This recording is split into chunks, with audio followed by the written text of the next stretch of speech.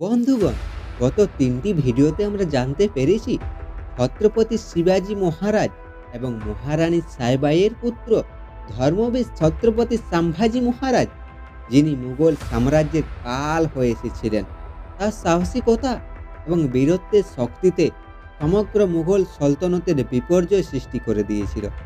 সম্ভাজি মহারাজের ক্রমাগত ভয়ানক আক্রমণের কারণে অরঙ্গজেব ভয় পেয়ে গিয়েছিল এবং তিনি ক্লান্ত হয়ে গিয়েছিলেন। পরাজিত অরঙ্গজেব জানত সম্ভাজি মহারাজকে সামনের যুদ্ধে কোনোদিন পরাজিত করতে পারবে না।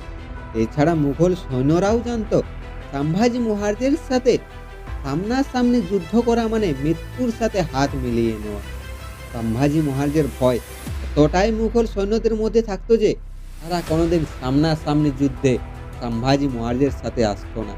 কিন্তু নিজের লোকের দ্বারা বিশ্বাসঘাতকতার কারণে মুঘল সর্দার মুকরর খানের ১২,০০০ সৈন্যর কাছে আত্মসমর্পণ করতে হয় তাকে। মুকরর খান সম্ভাজি মহারাজকে ধরে নিয়ে গিয়ে অরঙ্গজেবের সামনে নিয়ে গিয়েছিল, কিন্তু সম্ভাজি মহারাজ ভয় না করে বুক ফুলিয়ে দাঁড়িয়ে রয়েছিলেন অরঙ্গজেবের সামনে। মৃত্যু যদি সামনে থাকে তাহলে মানুষ সবকিছু করতে প্রস্তুত, কিন্তু সম্ভাজি মহারাজ ছিলেন আত্মসম্মানে। তিনি তার বন্দী ছাড়ার অনুরোধ করেন, তিনি অরঙ্গজেবের সামনে ক্ষমাও চাননি। সম্ভাজি মহারাজ আশ্রয় চাওয়ারও অনুরোধ করেননি, তিনি নির্ভয়ে অরঙ্গজেবের সামনে বুক ফুলিয়ে দাঁড়িয়ে রয়েছিলেন। এই কারণেই অরঙ্গজেব নিজের লোকের কাছেই অপমানিত হয়। তার জন্য অরঙ্গজেব রাগে ক্রুদ্ধ হয়ে তিনি সম্ভাজি মহারাজকে অত্যাচার করার নির্দেশ দেয়। অরঙ্গজেবের নির্দেশে সম্ভাজি মহারাজের চামড়া টানা হতো, ক্ষত স্থানে লবণ ফেলে দিত, চোখে মরিচ দিয়ে দিত, শরীর থেকে মাংসের টুকরো আলাদা করে কুকুরদের খাওয়ানো হতো, আঙুল কেটে ফেলা হতো, হাত কেটে দেওয়া হয়, চোখে গরম লোহার রড ঢুকিয়ে দিয়েছিল। তার বাবা ছত্রপতি শিবাজী মহারাজের স্বরাজ স্বপ্নের জন্য এবং জাতীয় ধর্মের জন্য ৪০ দিন ধরে এই বেদনাদায়ক নির্যাতন সহ্য করেছিলেন।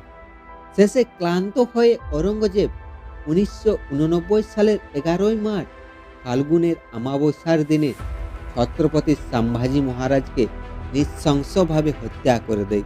এত সব করেও অরঙ্গজেব থামল না। তার আদেশেই মুঘল সর্দার জুলফিকার খান রায়গড় দুর্গে আক্রমণ করে দেয় এবং সম্ভাজি মহারাজের স্ত্রী মহারানী ইয়েসুবাই ও তার ৭ বছরের পুত্র শাহু মহারাজকে বন্দী করে নেয়। কিন্তু সম্ভাজি মহারাজের ছোট ভাই রাজা রাম মহারাজকে বন্দী করতে পারেননি। ছত্রপতি সম্ভাজি মহারাজের মৃত্যুতে সমগ্র মারাঠা সাম্রাজ্যে অন্ধকার নেমে আসে। সবাই প্রশ্ন করতে শুরু করে, একদিকে অরঙ্গজেবের ৯ লক্ষ বিশাল সৈন্যবাহিনী এবং অন্যদিকে দক্ষিণের মারাঠাদের মাত্র ২০,০০০ সৈন্য, কিভাবে টিকে থাকবে? কে বাঁচাবে মারাঠা সাম্রাজ্যকে? এমন কঠিন পরিস্থিতিতে মাত্র ১৮ বছর বয়সী ছত্রপতি রাজা রাম মহারাজ, যিনি সম্ভাজি মহারাজের ছোট ভাই ছিলেন, তিনি মারাঠা সাম্রাজ্যের ভার মাথায় তুলে নেন। এরপর দুজন সাহসী মারাঠা আর সৈন্যে যোগদান করে, যাদের নাম শান্তাজি ঘোরপড়ে, ঘনাজি যাদব, যারা ছত্রপতি শিবাজী মহারাজের হিন্দ স্বরাজ থেকে অনুপ্রেরণা নিয়ে রাজা রাম মহারাজের ঢাল হিসেবে দাঁড়িয়েছিলেন। কিন্তু অরঙ্গজেব থামবে কোথায়? তিনি ভাবতে শুরু করলেন, আমি কাবুল কালান্দর থেকে বাংলাদেশ এবং উত্তর থেকে মধ্য ভারত পর্যন্ত সবকিছু জয় করেছি। আমি যদি দক্ষিণের মারাঠাদের নির্মূল করতে পারি তাহলে আমি সমগ্র ভারতের রাজা হয়ে যাব। এই জন্য পরের দিন জুলফিকার খান, মুকরর খান, গাজীউদ্দিন খান, শাহাবুদ্দিন খানের মতো ভয়ঙ্কর ভয়ঙ্কর সর্দারের সাথে এবং তার লক্ষ লক্ষ সেনাবাহিনী নিয়ে মারাঠাদের নির্মূল করতে দক্ষিণের দিকে এগোতে থাকলো। কিন্তু ছত্রপতি সম্ভাজি মহারাজের জ্বলন্ত আগুনের শিখা প্রতিটি মারাঠার দেহে ছড়িয়ে পড়েছিল এবং তাদের মহারাজের তার প্রতিশোধ নেওয়ার জন্য তাদের মন ছটফট করছিল। তখনই মারাঠাদের কাছে খবর আসে অরঙ্গজেব তার লক্ষ লক্ষ সেনা নিয়ে মহারাষ্ট্রের তুলাপুর নামক স্থানে শিবির করেছেন। বন্ধুরা, এই সেই জায়গা যেখানে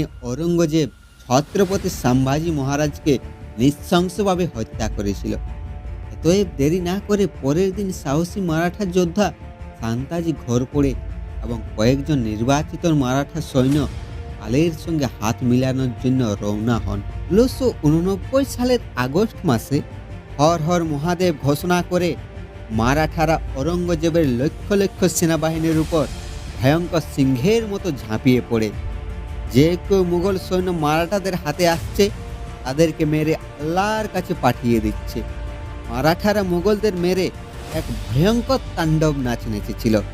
মারাঠাদের আকস্মিক আক্রমণে মুঘলরা পুরোপুরি ভয় পেয়ে গিয়েছিল। মুঘলরা জোরে জোরে চিৎকার করতে লাগলো, হুজুর মারাঠা এলো, মারাঠা এলো। এদিকে লক্ষ লক্ষ মুঘল বাহিনী ঔরঙ্গজেবের জীবন বাঁচানোর প্রচেষ্টায় ছিল। অন্যদিকে মারাঠারা তাকে মারতে প্রস্তুত ছিল। মারাঠারা মুঘল সেনানিবাসে প্রবেশ করে এবং এমন গণহত্যা চালায় যে ঔরঙ্গজেব নিজের জীবন বাঁচানোর জন্য তাকে সেখান থেকে পালিয়ে যেতে হয়। এই আক্রমণে ঔরঙ্গজেবের জীবন রক্ষা পেলেও পুরো মুঘল সাম্রাজ্যে তার নাক কেটে যায়। মারাঠারা এখানেই থামেনি। মারাঠারা মুঘল সেনানিবাসের উপর দুটি সোনার কলস কেটে তারা দুর্গে ফিরে আসে এবং তাদের এই অভিযান সফলভাবে পরিচালনা করে। পরের দিন সকালে ঔরঙ্গজেব মুঘলদের মৃত্যুর দৃশ্য দেখে বিস্মিত হয়ে বলতে শুরু করে, হে আল্লাহ, কোন মাটি থেকে তৈরি এই মারাঠারা? এরা না ক্লান্ত হয় না মাথা নিচু করে। এদেরকে নির্মূল করতে গিয়ে আমরা না নির্মূল হয়ে যাই। দুঃখ থেকে ঔরঙ্গজেব বাইরে আসতেই ছিল কি তার দুদিন পর আবার মারাঠারা রায়গড় দুর্গে আক্রমণ করে দেয়। কিন্তু মুঘল সর্দার জুলফিকার খান আগের থেকেই এই দুর্গটি ঘেরাবন্দি করে রেখেছিল। কিন্তু মুঘলদের পরাজিত না করে কিভাবে মারাঠারা শান্ত থাকতে পারে?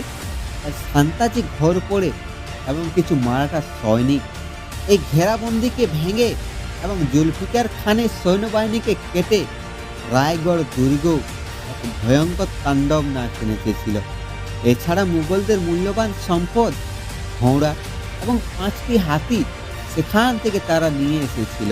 এইভাবে মারাঠারা যেখানেই সুযোগ পেত ওখানেই তাদের মুঘল সেনাবাহিনীকে কেটে টুকরো টুকরো করে দিত এবং সেই মুকরর খান যে ছত্রপতি সম্ভাজি মহারাজকে ধোঁকা এবং বিশ্বাসঘাতকতার কারণে বন্দী করেছিল তাকে ঔরঙ্গজেব নগদ 50,000 টাকা দিয়ে কোলহাপুর ও কক্কড় প্রদেশের সুবেদার হিসেবে নিয়োগ করে। কিন্তু সম্ভাজি মহারাজের প্রতিশোধের জন্য শান্তাজি ও ঘনাজির ভয়ঙ্কর ভয়ঙ্কর আক্রমণের ফলে মারাঠাদের মনের মধ্যে প্রচণ্ড উৎসাহে ভরিয়ে দিয়েছিল। সুতরাং মারাঠাদের যাই ঘটুক না কেন, কিন্তু মুকরর খানকে জীবিত না রাখার শপথ নিয়েছিল তারা। ১৬৮৯ সালের ডিসেম্বরে মারাঠারা মুকরর খানের বিশাল সেনাবাহিনীকে ঘিরে ফেলেছিল। হর হর মহাদেব প্রতিধ্বনি দিয়ে মুঘলদের মারতে শুরু করে। এই ভয়ঙ্কর যুদ্ধে শান্তাজি ঘর পড়ে মুকরর খানকে ধরে এত জোরে মাটিতে কাচড়ে দিয়েছিল যে মুকরর খান রক্তে ভিজে গিয়েছিল। মুকরর খানের এই ভয়ঙ্কর দুর্দশা দেখে মুঘল বাহিনী জঙ্গলে পালিয়ে যায়। কিন্তু মারাঠারা মুকরর খানকে এতটাই মেরেছিল যে তিনি যন্ত্রণায় মারা গিয়েছিল। এইভাবে মুকরর খানকে হত্যা করে মারাঠারা ছত্রপতি সম্ভাজি মহারাজের মৃত্যুর প্রতিশোধ নিয়েছিল। শান্তাজির সাহসিকতায় সন্তুষ্ট হয়ে ১৬৯১ সালে ছত্রপতি রাজা রাম মহারাজ তাকে মারাঠা সাম্রাজ্যের সেনাপতি হিসাবে নিয়োগ করে। তিনি সেনাপতি হওয়ার সাথে সাথে তিনি মুঘল সাম্রাজ্যকে টার্গেট করেন। তিনি ২০,০০০ সৈন্যবাহিনী নিয়ে ঔরঙ্গজেবের লক্ষ লক্ষ সেনাবাহিনীকে মারতে শুরু করে। এরপর বুরহানপুর, নন্দুরবার, সাঁতরা, কৃষ্ণা নদীর পার কর্ণাটকের মতো মুঘল অঞ্চলগুলিকে একের পর এক মারাঠা সাম্রাজ্যের সাথে যুক্ত করতে থাকে। ঔরঙ্গজেবের দরবারি ইতিহাসকার কাফি খান শান্তাজির সম্পর্কে তিনি লিখেছিলেন, যে কোনো মুঘল সর্দারের সাথে শান্তাজির যুদ্ধ হতো সেখান থেকে মাত্র দুটি পরিণাম হতো। প্রথমটি হলো শান্তাজির হাতে মারা যেত, দ্বিতীয়টি হলো মারাঠাদের হাতে ধরা পড়ে যেত।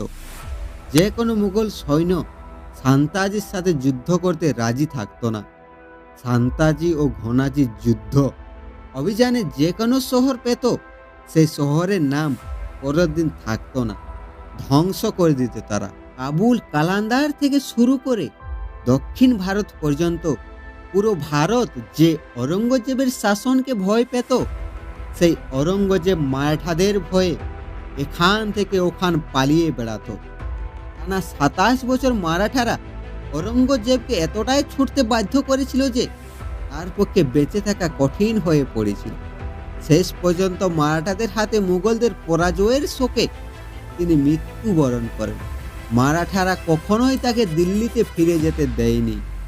এই মহারাষ্ট্রের মাটিতেই তাকে পুঁতে দিয়েছিল। তার ভারত জয় করার স্বপ্ন, সেটি স্বপ্নই ছিল তার। পড়ে নেবে কোনোদিন ঔরঙ্গজেবের মৃত্যুপত্র, সেখানে কেবল একজন হিন্দু রাজার নাম আসবে, তার নাম হলো ছত্রপতি শিবাজী মহারাজের মারাঠা সাম্রাজ্য। এত বড় মুঘল সাম্রাজ্যকে ধ্বংস করা মারাঠা সেনাপতি শান্তাজি ঘোরপড়ের আগে কি হয়েছিল, সেটি জানার জন্য চ্যানেলটিকে সাবস্ক্রাইব করো এবং এই ভিডিওটি ভালো লাগলে একটি লাইক করবে এবং তোমাদের বন্ধুদের সাথে এই ভিডিওটি শেয়ার করে দেবে।